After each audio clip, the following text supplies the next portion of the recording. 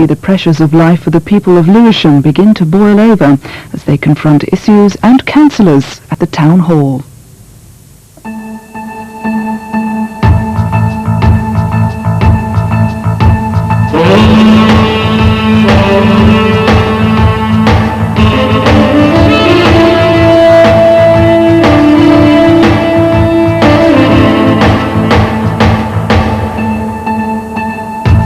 Making certain that they've all got the right profiles.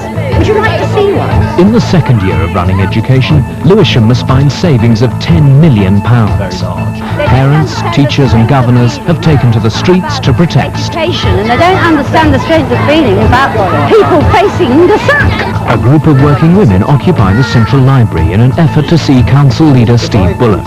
They are there to press their case for saving the play centres. The whole thing about the education cuts has gone beyond the education department. We're quite willing to sleep here until he agrees to meet us. Why should I?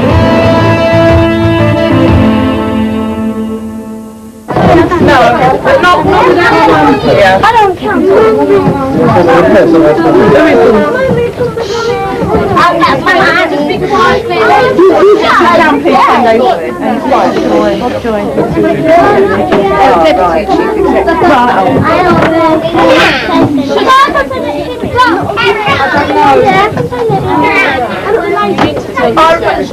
Hang on a minute, Mum. I think we need to be a bit careful and vigilant about our children because there is a man behind that exit door over there, and because the kids are running around, I don't feel it's very safe.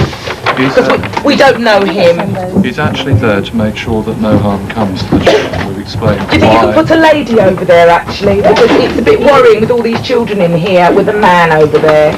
It's not... Is he actually inside the building? Yes, yeah. One of the staff employed for the building. Right, okay, well we've asked for a woman to be placed there, and I don't think any of us has any problems with even two women being placed there. But not a man. It's not very nice with all these children in here.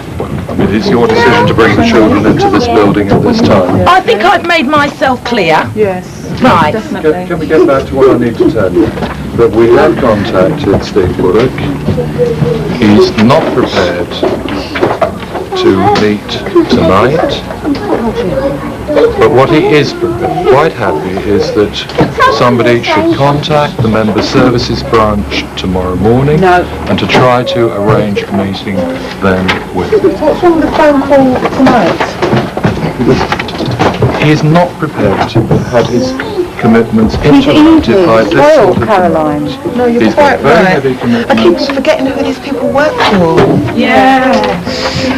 How important and different they are to us. Yeah. No more important, no more different, just faced with even more difficult decisions than most of us have to make. And who are you to make comments like that? How are you to know what decisions we face every day? You haven't got a bloody clue. Not a clue. There will not be any air conditioning, That's all so I'm right. afraid it will be uncomfortable. We will not be prepared to allow access into the building. If you wish to leave, fine, but we're not going to have access in the building from outside. It's been explained to us. One of the ladies explained that because certain of us need medication and so on, that we could actually, in fact, stand within the building with our arms outside the building, and stuff could be placed onto our arms. We don't want any more people coming into the building. If you want the medication, you will leave the building. There's one clear, sort of hard-minded lady, but the others a little more reasonable. I was hoping to be able to sort of settle it on a sort of my undertaking that you would be able to meet them at a date to be agreed latter part of next week. But she has come back again just now, insisting that she gets either a letter signed by you or a telephone call from you. The thing that's worried me about this all along is that the kind of people who put money into football clubs tend to be disproportionately those sort of entrepreneurs whose businesses are disproportionately up in a boom and disproportionately down in a recession. And therefore this happens to be at the moment the worst possible moment to attract a lot of private donation finance into Millwall. Whereas if it was to be delayed a year or two, then the prospects... What's the name of the private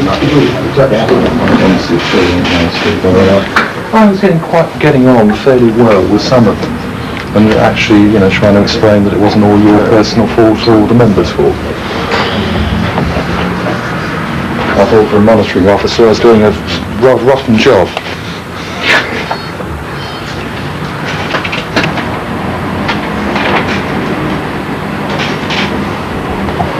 I said he's got a letter that says he's prepared to meet us, but he will give me the letter when we decide that this protest has served its purpose. So I'm wondering if you could ring me back in 5 minutes when I've sorted this out. Who am I talking with? Right, Peter Dealey. Right. Darling, I can't. If you just call me back on this number. Okay. Thank you. Bye-bye. Peter Dealey, it's Angela Rippon's morning show. Right. Shall we go with all the women then? We really appreciate you trying. Thank you for that. But I don't understand. I mean, what you've wanted to do is to meet Steve Bullock. And Mr. Joy, it's not actually for you to understand. Running at the moment, and I should be out of it. Now, he's prepared to make that time available. And I think that is, okay from your point of view. Well, let's have a look then. No, you've got my word on that, which is I've got the letter here. I want an understanding with you that we're going to finish. This man is asking me to trust him. Who the hell does he think he's talking to? Get out of my library! Get out! Move! Move! Move! Look, stop performing. Move! Oh, turn the camera off and I'll go on doing it. Good. Okay. Move! Move! Move! Out! Move! Move! Move! Out! Out! Out! Out! Out! Out! Out!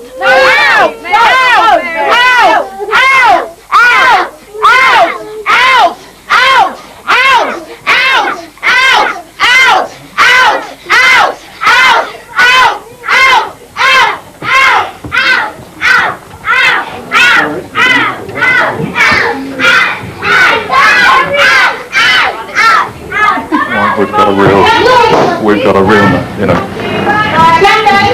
You thought that one you've had outside the door. I'm not prepared to hand over the lights without them the brink.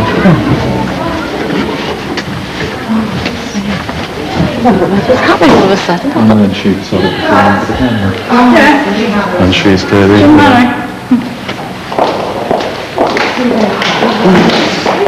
we were getting quite well again, then she starts, screaming at the top of her voice.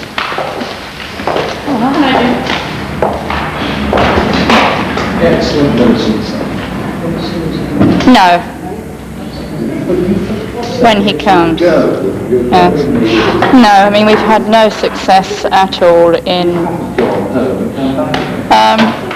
well, that rather nice, quiet group of adults has turned into something else in the last half an hour. LBC News Talk 97.3. Mary, can I just put it to you? Mr. Bullock has said he is prepared to meet you, to listen to what you have to say. Are you going to take him up on that now and actually meet with him next week? We certainly will take him up on that, and we're really grateful that you have made it possible for this meeting to take place. Thank you, Angela. Well, we hope very much that you'll be able to find a time that's suitable to all of you and come back and tell us what happens at that meeting. Mary, thank you for joining us this morning. Also to Steve Bullock for joining us on the line.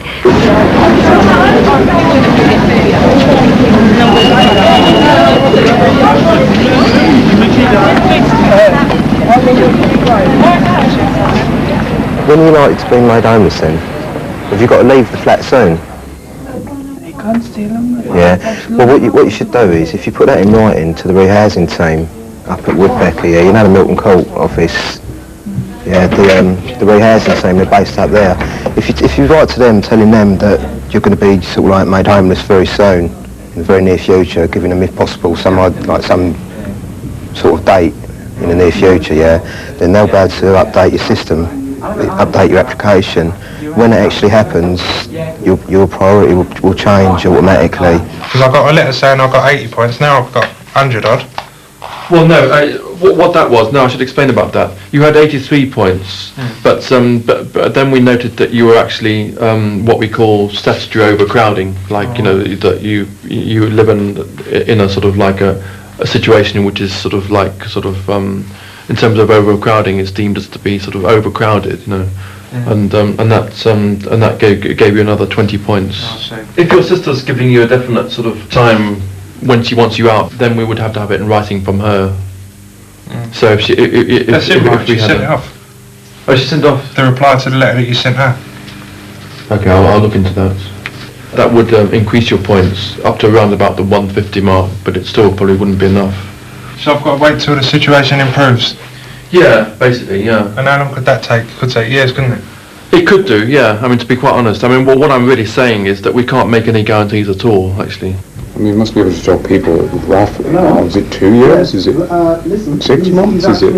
Well, it varies. I mean, on the properties that they have coming over. I mean, you're registered for what size property? For a one-bedroom property. Right. I mean, that varies obviously on how many they get coming over to them as ready. That's why it's hard to say exactly how long it will be.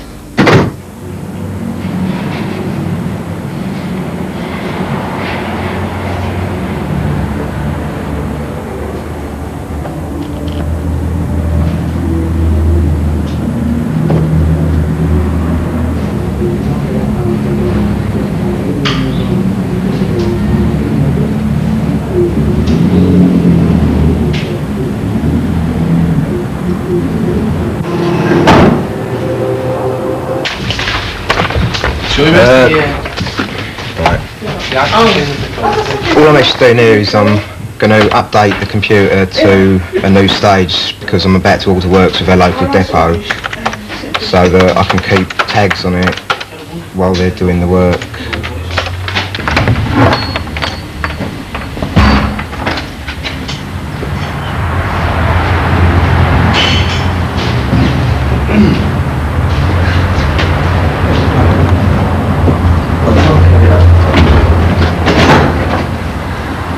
Smelly, isn't it? Yeah.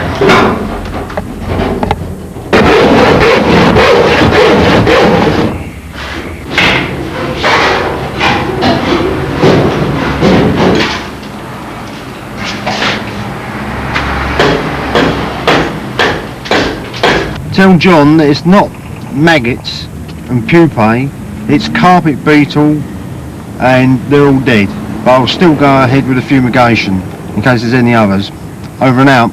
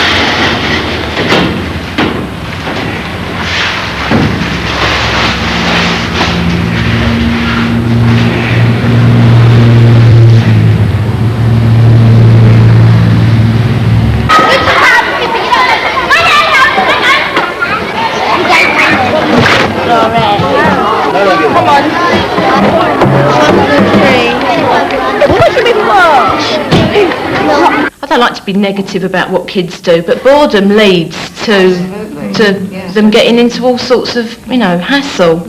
Whereas at least with the play centres, after school and during the holidays, they've got somewhere safe for them to go and play with their friends and become sort of socially educated, as well as the sort of education that goes on in schools. I think all of us just feel that the whole thing is just so important. If you were to ask the kids what they wanted, that is what they want. They're very happy in the play centres and they really get a lot out of it. Clearly we are giving a priority to having teachers in front of classes, and I don't think anyone's arguing with that, but we recognise that there are lots of other things which are priorities as well, and that's where we have our problems. We should have somebody who works for the Borough of Lewisham who deals with play centres, maybe the coordinator or somebody like that, that we can actually sit down and talk to about saving this provision in whatever way we have to do it. And in fact, putting it back to the provision it was Because the council is a bureaucratic organisation, it responds better to other organisations, and that's a terrible thing to admit. Because there are too many men in it, that's why we've got the problem we've got. May well be right. But it's, mind you, I've seen a lot of women behave the same way. So we should be hearing from you after we've phoned you back? Yes. Great. Yeah. And that's a promise. Yeah. Right, now, we're going to take two of you with us.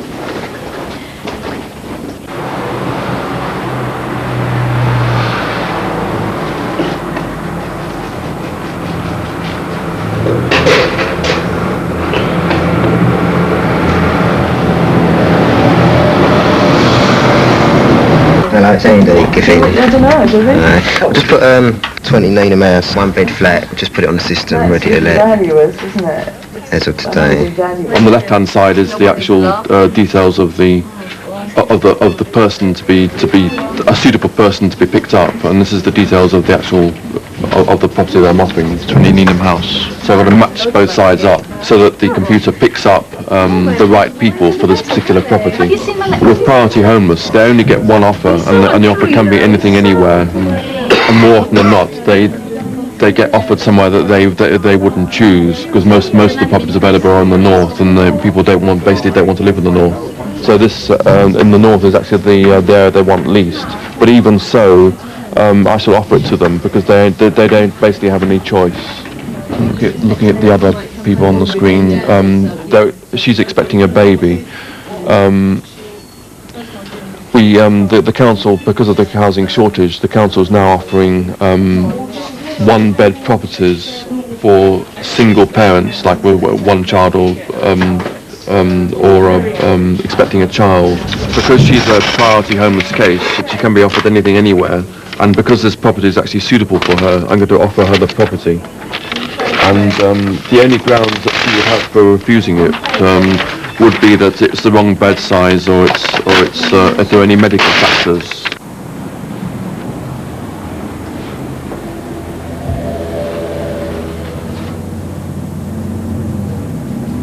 Next, please.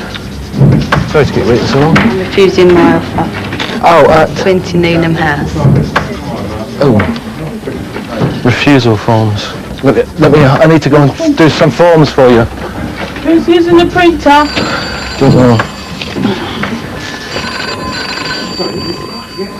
Can I take you down the end here, if you don't mind? It'll be easier for you.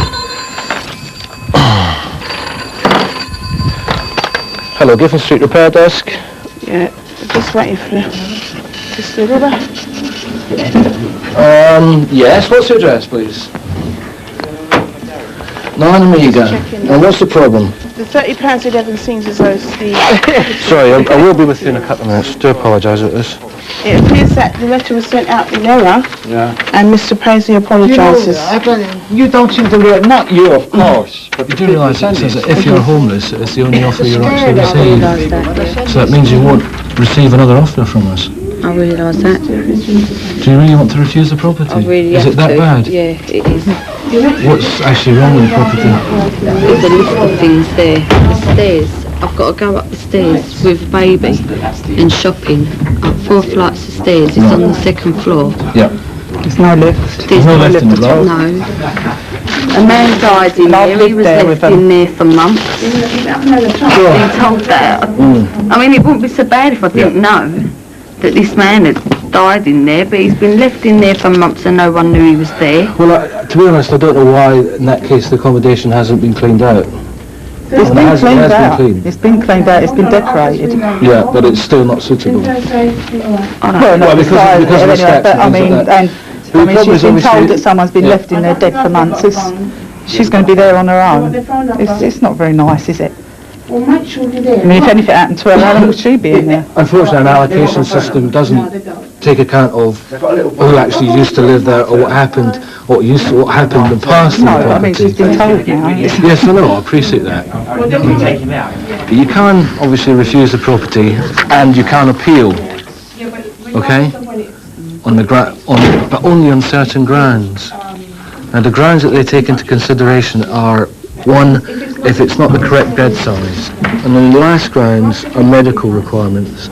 it may well be you have certain medical requirements. Obviously, as you say, you're pregnant. Well, look at my situation. I'm homeless. My mum's all I've got. Yeah. All my friends are in Downham. I've got no one down here. That's what I'm saying. So you prefer to live in Downham? I'm allergic to cats and dogs. I've got hay fever. It's like a jungle. But that may be the ground that you're able to appeal on, and it may be the only ground. If that's the case, that's great for you, because then hopefully you'd get another offer. You still need, if you want to put it onto the sheet and fill that. Do you want to photocopy that? Yeah, I'll get a photocopy of that as well. 20 Needham House, the lady's actually appealing against the property on the grounds that the property wouldn't be suitable as she has an allergy to most things. Cats, dogs, flowers and stuff like that. Because of the allergy, I mean, I'm not able to assess medical details, so I have to refer the thing to the medical advisor. The property is on the second floor and there's no lift going up. So she said stairs. She didn't say what about stairs she's appealing against. And she said I wouldn't be transferred until the child goes to school is another one of her grounds also for appealing. My mum's family and friends all live in Downham. I've been brought up there. That's her third ground. And she said Deptford wasn't any of my three options. What's the average time a family waits on the list? It actually varies. If I say 6 months, it might be too long. I mean, if you're nominated, one would say on average of 3 months after being nominated in party need. It's lengthened a bit. It is nearer 6 months now. It was 3 months. So prior to homeless, it's sort of 3 to 6 months generally. But anybody else, there's no guarantee they'll ever get an offer. You know, most people won't. That's what we had to try and convince them. When even this woman, it's not the fact just that she had the baby. It's just that she had the baby, and so that's why presumably she was being thrown out. So if she was homeless without a baby, there's no legal duty to help her. But because she was being thrown out and she was expecting, that's why Homeless Family said, yes, you're now in priority need, and so she got an offer. She wouldn't have done otherwise. What? When you say there's no guarantee that an ordinary family would get rehoused, that's simply because there's a crisis. Absolutely, we just haven't got enough property to go round. I mean, we've got some 17,000 people waiting for accommodation, and we get perhaps about 3,000 properties coming up each year that we can let. So if we fill up every single void we've still got almost 17,000 people still waiting. So most people won't get an offer.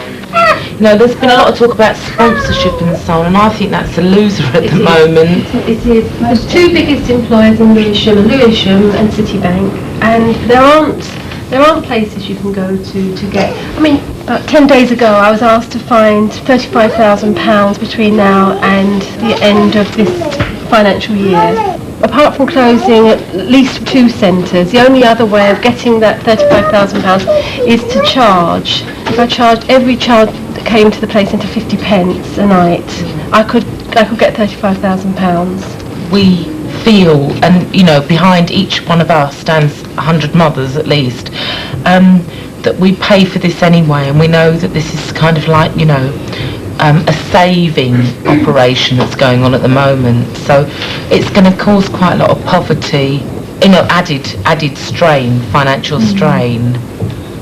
I don't really know quite how to put it, May. You think, well, I think you think that this, I mean, it should just be a free service. That that's what I'm saying. And we don't want to get away from that. No. By looking into this, it doesn't mean that we think that charging for it's a good idea. No. Yeah. And that's what we want to make clear from the start. But we're willing to go down any path that helps you keep the service open. We're in a struggle against redundancies. We're asking you not to cross our picket line because that affects all of us. So look at the picket of NALGO and several other unions, yeah.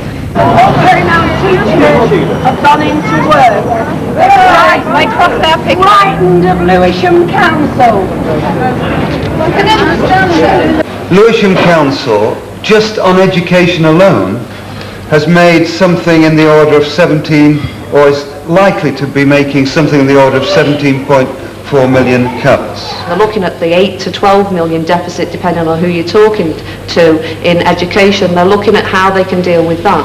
The only way they can deal with it is to do away with non-statutory, and they are already attacking statutory services, both in social services, housing. For many years housing has been in disrepair.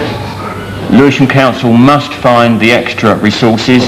In the NSUWT view, that can only be done by the sort of financial management which we know long term is not a prudent means of managing a local authority budget, but in this crisis situation has to be done in the short term. My understanding is that they'll be looking at cutting 8.3 million this year.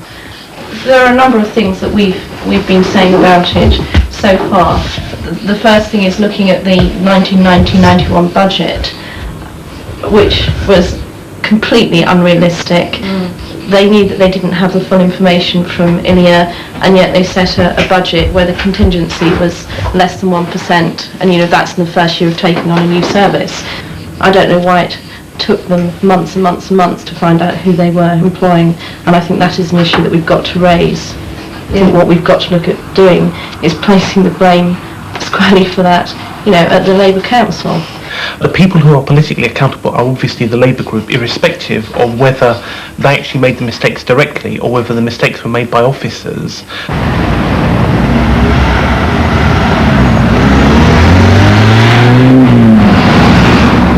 The debate is now open on the leader's strategy for dealing with the overspend. Let me remind members that there is also a strategy dealing with the cuts coming up next. So, do you want to take them together? I think it might. Well, wouldn't you want to respond on this? I think I'd rather take them together, actually, Chair. All right. Okay, if you need to take them together. The pressure that we will place on education's budget in this year is actually unsustainable, and that what we would be then facing is not a crisis which will, if not end, will at least be scaled down by the time of the next Education Committee. We will be facing a series of crises which will roll through the autumn, which will derail our budget process for next year, and I suspect will still be with us whenever the general election does come to be held. I am proposing that we ask committees across the council, and that includes education, to contribute to that overspend. The cuts in the schools, no matter how little relative to the rest of the service and to the rest of the council that we've been enduring for the past 4 and 5 years, have been bitterly felt and severely felt. And all of you know from the letters and phone calls that you've had in the lobbies we've had to endure that that outcry is great, and it's something which we will continue to have to endure as we process the schools resourcing exercise for this September, in which most of the schools will now be faced with class sizes of over 30 and pupil-teacher ratios of nearly 30 in most cases. Let us hold back our egos and sit down together and rationally plan these cuts. Some of these cuts are necessary, but I shall not be voting for them. I shall be organizing against these cuts if you actually go along with these cuts, with these kind of worries running the show. Thank you. Out of that 8 million target for education, 7 million sure is them dealing with this year's overspend, but that last £1 million between 7 and 8 is their contribution towards corporately covering last year's overspend. We have such inadequate information. When I went to Social Services Labour Group, where we're talking about the same situation about an overspend, the officers at least had provided us with some really good information. I know on Clive's instruction, but we had a pro forma approach that said who the clients of a service were. It quantified exactly what the effect of a cut was going to be in terms of number of hours lost, etc. It said what target groups those clients came from. Was it black? Was it women? Who was getting hit hardest? It made comparisons with other local authorities about what our spend was. Now that's the sort of information that enables me to make a quality decision about cuts, which I can then justify to my constituents. I'm not saying, no, let's not make cuts. I find it very difficult with these education cuts to do that, and I don't believe that's Jim's fault, and I'm not even sure it's all the officers' fault. One of the key problems has been about even sorting out the figures of what's gone wrong. This is almost half the council's budget. It is far too big simply to be left to one committee Labour group to meet night after night after night after night dealing with it, as it has been in the last 3 weeks, and then they bring a report to you and none of you like it. I understand don't like it, but we've all actually got to get involved in this exercise and work out ways of doing it. How can we, as a Labour group responsible for £500 million worth of expenditure, find ourselves in this situation where we're almost dependent upon a report from the leader, one from the group secretary, one from the chair of finance, one from the chair of education, finance, not a single or hardly a single paper from the officers who are paid hundreds of thousands of pounds a year more than we are, and here we are writing our own papers. For Christ's sake, what's gone wrong with this place? I sat in an education sub the other night. I could not believe it. And this is no disrespect to any of my friends on there like Keith and Gavin and Steve there who were sitting there. They were sitting there with the calculators while the officers were talking to each other.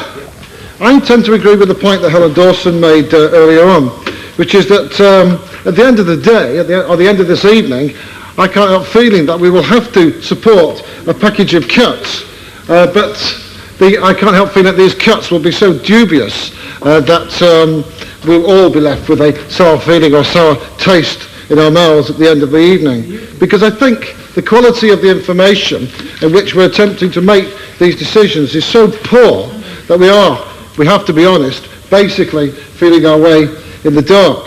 All right, those in favour of those recommendations for the latest strategy, please show. Please put your hands up so I can see them and hold them up. 1, 2, 3.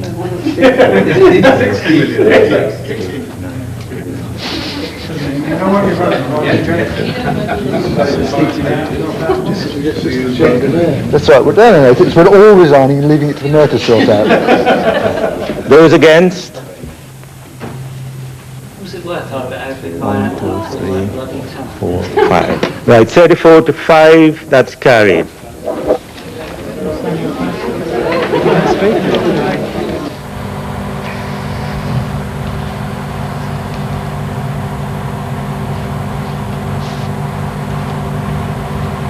I think that we should accept this afternoon that we are £500,000 adrift on sell. The reality is they're not going to accept that 1 million. Steve's attitude now is almost, well, I don't believe the figures anyway, so I may as well make an optimistic assumption, which suits me politically. There's as much chance as I end up correct as the officers will be. Yeah. I think that's definitely the mood of members. Yeah. So we're saying then that we could be 2.5 adrift on the group report. Can you fill me in? If I give you, that's the list that schools resourcing, the first item on the list, we're saying that 0.2 million of that is unachievable. Obviously I am querying some of these figures and we will query them further tomorrow. What is it you're asking me to do? Well, first of all, we haven't finished the exercise, I'm alerting you as early as I can. If the overall situation is of such a magnitude that there is a very large gap, then we could be in that situation. We might not be, I don't know at this stage. What's the order of variation we're talking about? The scale of it? 1.5 million? That was the size of the error on the CEL figures. So you expect members to go back to group, discuss some of the items on the cuts list that they rejected, when they're actually looking at a figure which appeared and then disappeared within 48 hours. That doesn't seem to me something which they're likely to do. If we don't take action, if the council don't take action quickly, if it's of that magnitude, then first of all there'll be a crisis sometime in the autumn when it becomes apparent that the savings aren't being made, and we add things up across the council, and or there will be a crisis on terms of the 92-93 budget, because we'll have the £9 million to make plus another £6 million. If we were in a very good position in the rest of the council's budget, then you could say, well, if we overspend by £3 million in education, that doesn't matter so much because we'll look elsewhere. But our early retirement reserve is under terrific pressure. Social services are struggling to make cuts, and they're very politically sensitive, as you know, a lot of the cuts they're to make. The overall, this just could push us way over the top. Well, I'm not saying it's absolutely definite. I'm alerting you that this could be the situation. So what you're telling me is that you may advise a committee after I've gone on holiday, give it advice which will precipitate a political crisis. What I'm saying is that in the next day to 2 days we will try and sort something out so we get you advice. Well, at the end of the day there are of course powers available to officers.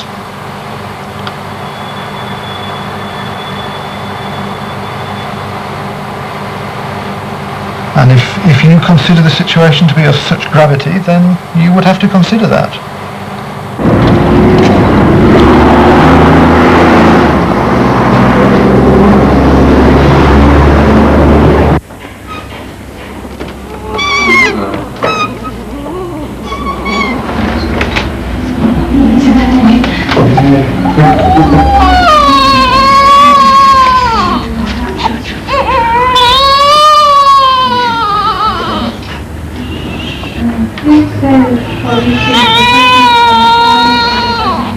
Do you know the 3 tower blocks of excavations? I'll give you one set of keys. Let's just check we've got. What money do you and your partner have to pay for? Nothing at the moment.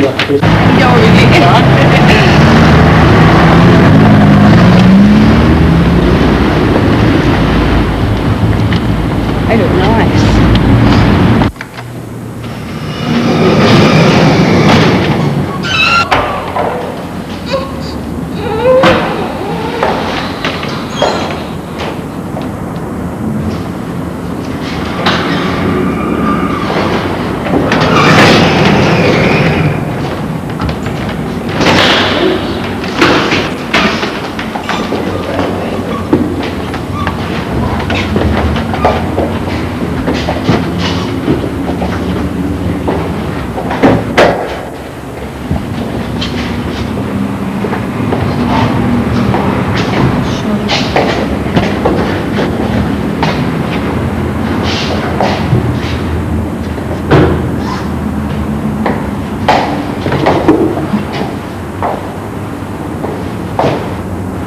It's quite nice sized. Yeah, I think I like it. I think I like it.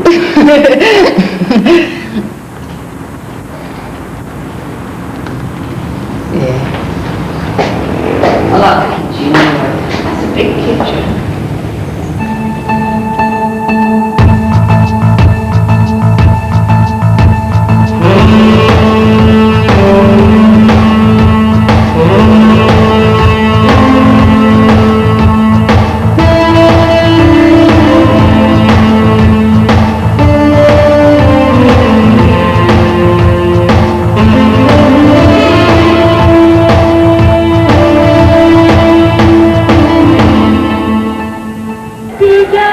Next week, the protests continue.